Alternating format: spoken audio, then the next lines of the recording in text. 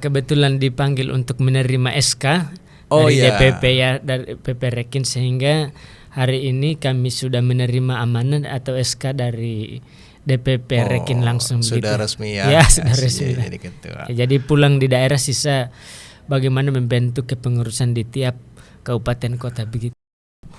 Pemerintah pusat itu luar biasa supportnya. Bayangkan kalau masih pemerintahan yang lalu itu, kalau dihitung-hitung presiden itu berkali-kali berkunjung di Sulawesi Tenggara, bayangkan.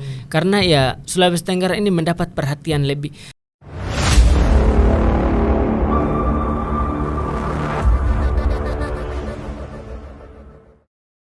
Halo, kembali lagi di Suara Menteng bersama saya Pasih Sawito.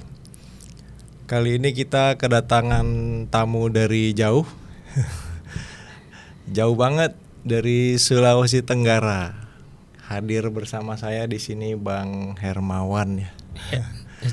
Boleh Bang perkenalkan dirinya dulu barangkali. Iya. Baik, di Sulawesi Tenggara, saya tepatnya di Kota Kendari saat ini domisili. Saya sendiri, kalau nama lengkap ya Hermawan Taufik Lambotoe, amanah di Sulawesi Tenggara sebagai ketua relawan kita Indonesia Rekin ya, di Sulawesi Tenggara begitu. Ketua relawan kita relawan Indonesia. Kita Indonesia di Sulawesi Tenggara. Ya. Kalau aktivitas sehari-hari Bang?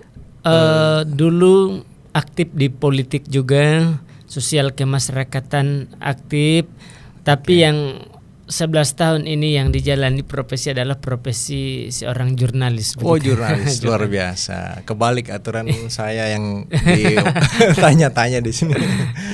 Iya. Terus ini dalam rangka liburan atau gimana, ada kerjaan di Jakarta gimana? Ya, kebetulan dipanggil untuk menerima SK dari DPP ya, dari PP Rekin, sehingga hari ini kami sudah menerima amanat atau SK dari DPP Rekin langsung. Sudah gitu. Resmi ya? Ya, sudah resmi. Jadi ketua. Jadi pulang di daerah, sisa bagaimana membentuk kepengurusan di tiap kabupaten kota begitu. Oke.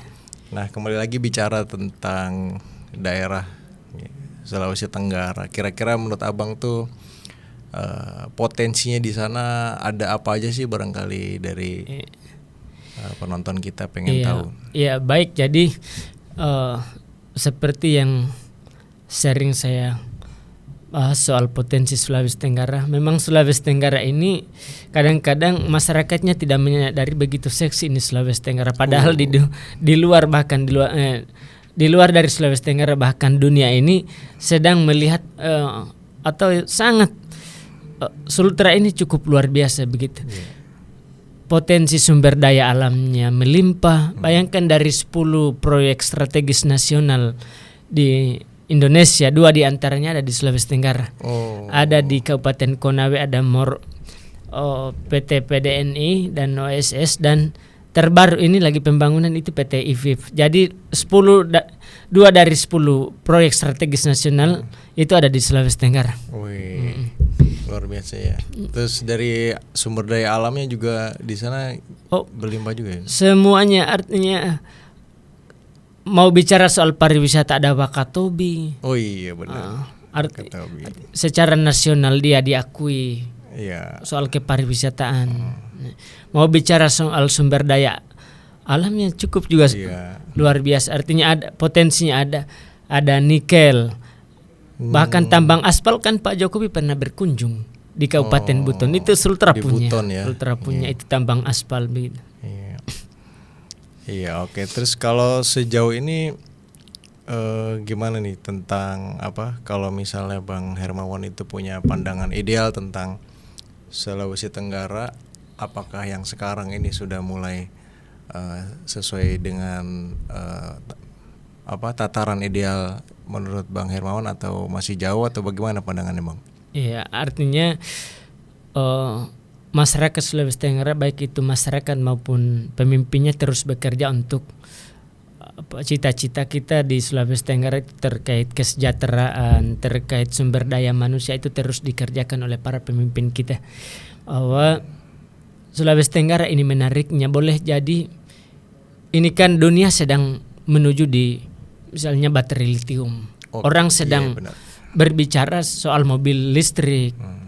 Tapi yang orang Sultra mungkin tidak sadari atau mungkin sedikit yang menarik, sesungguhnya ini ya bahan dasarnya ada di Sulawesi Tenggara begitu.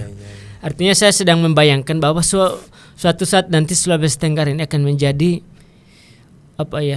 akan menjadi kota dunia ya begitu saya bahasakan. Artinya boleh jadi industri-industri dunia itu akan membangun kantor di Sulawesi Tenggara karena bahan bakunya, kita bicara soal mobil listrik, bahan bakunya ada di Sulawesi Tenggara, bayangkan. Ya saya berharap ya suatu saat nanti itu pabrik. Nah yang perlu dipersiapkan ini pemerintah adalah bagaimana kita sumber daya manusia di Sulawesi Tenggara. Begitu kita jadi kota industri dunia ya, kami berharap ya putra putri terbaik Sulawesi Tenggara yang akan mengisi pos-pos itu begitu. Nah dari paparan tadi tentang kondisi alam yang berlimpah di Sulawesi Tenggara, kalau dari pemerintah pusat sendiri sejauh ini menurut Bang Hermawan gimana? Itu apakah sudah support atau bagaimana?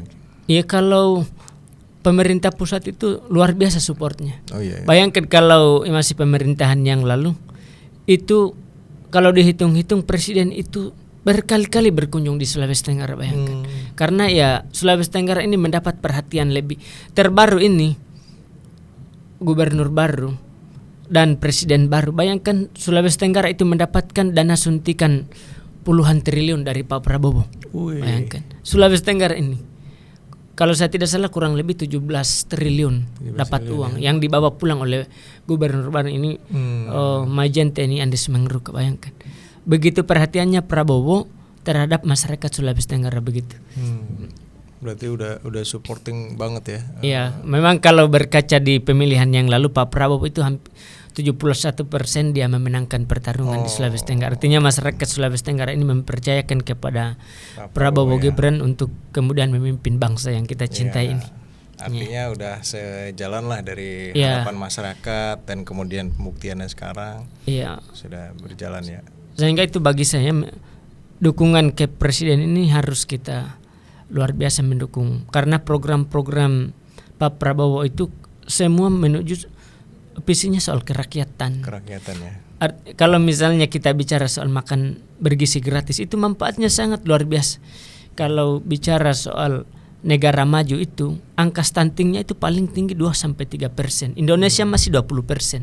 Artinya kalau kita berharap ini makan bergizi gratis ini kan salah satu upaya untuk menurunkan angka stunting. Karena bicara angka stunting itu, stunting adalah bicara soal gizi ya. Keterpenuhan gizi. Artinya mudah-mudahan 1 periode atau 2 periode ke depan ini atau 10 tahun ke depan dan seterusnya, kita berharap bahwa generasi yang bertumbuh di bangsa ini adalah generasi-generasi yang cukup gizinya sehat dan cerdas. Artinya kalau sudah tercukupi gizinya secara otomatis bisa sehat, cerdas, insyaallah. Iya, gitu. Insyaallah ya. Kemudian bicara tentang generasi nih, kebetulan background saya di Jakarta banyak berputar sekitar anak muda. Iya. Nah, kebetulan Bang Hermawan juga kan aktivis kepemudaan di sana gitu. Nah, boleh sharing-sharing Bang situasi anak-anak muda di Sulawesi Tenggara di sana bagaimana? Antusiasmenya terhadap politik atau kepemerintahan itu bagaimana? Iya, baik. Iya, pada umumnya pemuda itu baik juga di Sulawesi Tenggara itu pemuda-pemudanya cukup luar biasa begitu. Mereka terlibat aktif baik itu dari politik. Banyak anak-anak muda kemudian di tahun 2024 ini yang kemudian terpilih, bahkan ada bupati, wali kota itu dari justru kebanyakan yang mengisi pos-pos ini adalah anak-anak muda. Luar biasa. Ya, artinya keterlibatan baik itu di pemerintahan, baik itu di pengelolaan sumber daya itu cukup luar biasa. Pemuda-pemudi Sulawesi Tenggara terlibat begitu. Oh, sudah mulai aktif ya? Ya, langsung. semuanya sudah aktif. Iya, kan kalau di banyak kasus kan anak muda yang aktif itu belum memiliki ruang di elit gitu. Iya. Dia hanya di sebatas kreativitas di bawah gitu kan, dan aksi-aksi sosial dan lain sebagainya. Kalau di Sulawesi Tenggara sudah mulai mengisi Iya, posisi. banyak. Termasuk di DPR, bahkan wali kota Kendari sekarang diisi anak-anak muda. Bupati Konut itu anak muda, muda. Banyak. Mungkin anak muda Jakarta banyak yang mesti main ke sana kan. Iya. Tapi memang mesti ke Sulawesi Tenggara. Melihat potensi Sulawesi Tenggara bagaimana dari 17 kabupaten kota itu yang tidak punya nikel itu sisa 2 kabupaten. 15 diantaranya itu ya ada yang tambang emas, ada tambang nikel, ada tambang aspal. Itu luar biasanya Sulawesi Tenggara potensinya. Dan itu dikelola dengan baik ya. Ya, artinya kita berharap juga ya dikelola dengan baik begitu. Luar biasa. Terus kemudian sekarang pendapat Bang Hermawan gimana nih tentang Jakarta? Barangkali lihat dari media sosial atau informasi ada kerabat di Jakarta, situasi umum. Iya. Jakarta bagaimana? Iya, kalau kami di daerah ya melihat Jakarta ya aman ya.